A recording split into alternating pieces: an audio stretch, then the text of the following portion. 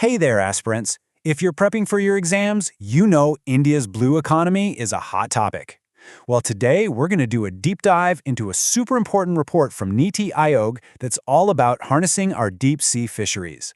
Stick with me because we're going to break down everything you absolutely need to know. Okay, so here's our game plan. We'll start with the potential, then get into the challenges and opportunities. After that, we'll look at the blueprint for policy and infrastructure, how to keep it all sustainable, and the phased roadmap. And of course, we'll wrap it all up with the key exam takeaways. Let's jump in. All right, Section 1, India's deep sea potential. So, first things first, what are we even talking about when we say deep sea fishing, and why is it such a big deal for India right now? Let's define our terms. Okay, this is a really important distinction, so let's lock it in. It's super easy to get these two mixed up. Deep sea is all about depth. We're talking fishing in waters deeper than 200 meters. Think vertical. Offshore, on the other hand, is about distance from the coast, anything beyond 12 nautical miles. Think horizontal. Getting this right is absolutely crucial because it dictates who makes the rules and how we manage these resources. Now, let's just take a second to absorb the sheer scale of what we're working with here. We've got a coastline that's over 11,000 kilometers, an exclusive economic zone, our EEZ, that's a massive 2 million square kilometers. And this isn't some niche industry. It impacts the livelihoods of over 500 million people. The export earnings alone are huge. So when we talk about this, remember, the numbers are just staggering, and they set the stage for why this strategy is so important. And this right here, this is the core opportunity. 7.16 million tons. That's the total potential that's been revalidated in our marine waters. It's a huge number, and a lot of it is just sitting there, untapped. So what does that mean? Well, it's not just about boosting the economy. It's also a chance to take some of the pressure off our coastal waters, which, let's be honest, are seriously overfished right now. This is a game changer. Okay, Section 2, Challenges and Opportunities. So we've got this massive potential, right? The logical next question is, what's stopping us? Let's dig into the roadblocks.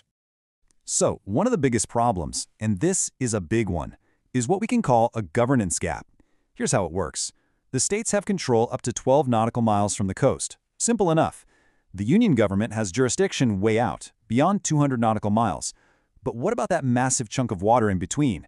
That 12 to 200 nautical miles zone, which is our EEZ.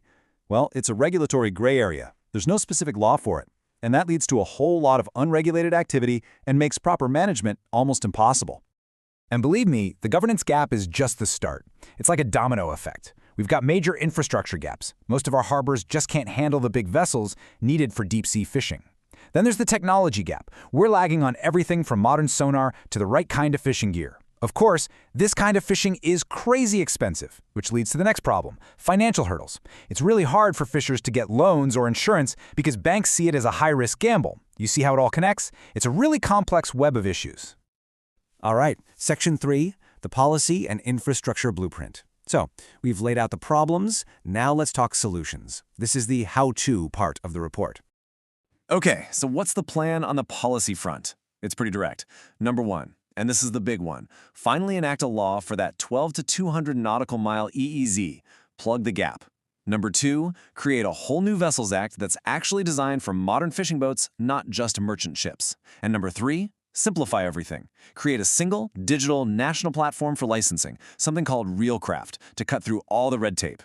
This is about building a modern legal framework from the ground up. But new laws are only half the story, right? You need the hardware to match the software.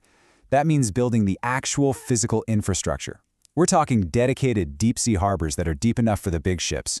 We need integrated facilities, cold storage, processing units, the whole shebang, right there at the port.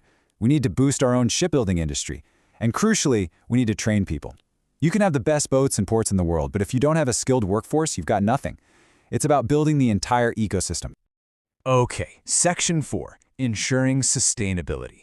This part is absolutely critical. We can't just go out there and repeat the mistakes of the past. Growth has to be sustainable. And that brings us to a super important acronym you need to know for your exams, MCS&E. So what in the world is MCS&E? It stands for Monitoring, Control, Surveillance, and Enforcement. Let's break that down. Monitoring is basically data collection, knowing who is fishing where and what they're catching. Control is setting the rules of the game, quotas, gear restrictions, that kind of thing. Surveillance is the eyes in the sky, or on the sea, making sure people are following the rules. And enforcement is what happens when they don't. It's the teeth of the system. Put it all together and you have a framework to stop illegal fishing and manage things for the long haul. So how do we actually do MCS&E? Well, the report lays out 4 key pillars. First, every single deep-sea vessel has to have a tracking system, a VMS. And hey, let's use our own ISRO's NAVIC for that. Second, we need human observers on board some of these ships to collect independent, real-world data. No fudging the numbers.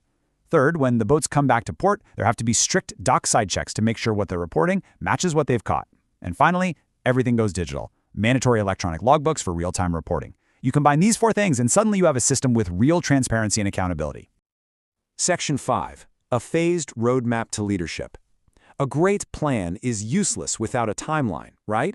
So let's look at how the report suggests we roll all of this out. It's a 3-phase plan. And here's that roadmap. It's a classic crawl, walk, run strategy, which makes a lot of sense. Phase 1, from 2025 to 28, is the crawl phase. It's all about building the foundation. Get the laws passed, start the infrastructure upgrades, run some pilot projects. Then comes the walk phase from 2029 to 32. This is where we scale up, expand the fleet in a big way, really beef up that MCS&E system. Finally, after 2033, we run. This is the global leadership phase, focusing on high-value stuff, innovation, and really advanced management. It's a smart, logical progression. Now, talk is cheap, right? So let's look at the money. This plan is backed by some serious investment. And what's really telling is where the bulk of the money goes. Look at phase 2. That's the scaling up phase. It gets the biggest chunk of the budget, over 4,200 crore. And that totally makes sense because that's when you're doing the heavy lifting, building the new boats, the new harbors. It shows they've really thought about where the major costs will be. Okay, Section 6, Key Exam Takeaways. This is it, folks. Time to consolidate everything we've talked about. If you're cramming for your exam, these next few slides are your best friends. Let's lock in the most important points. You know, I love a good mnemonic for exams, and this report gives us a perfect one for its 6 key recommendations. Ready? It's PIF SRS. PIF SRS. And here's an easy way to remember what it stands for. Just think of this sentence. Policy, institutions foster sustainable resource success. It's a great little phrase that captures the entire spirit of the strategy. So let's quickly drill down on PIFSRs. P is for policy and regulatory overhaul. I is for strengthening our institutions. F is for modernizing the fleet and infrastructure. S is for sustainable management. That's our MCS&E. R is for resource mobilization, which is just a fancy way of saying financing. And the last S is for stakeholder inclusion, making sure everyone from fishers to businesses is on board. Got it? These are the 6 pillars. Know them. And finally, let's do a rapid-fire review of the key facts and figures. You want to have these at your fingertips.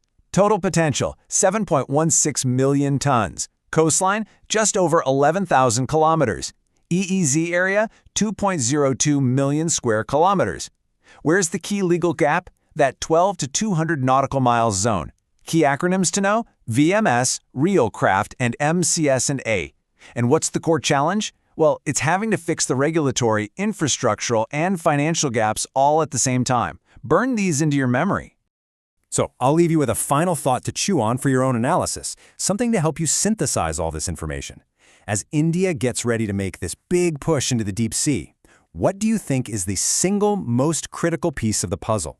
Is it the new law for the EEZ? Is it the technology? Is it the money?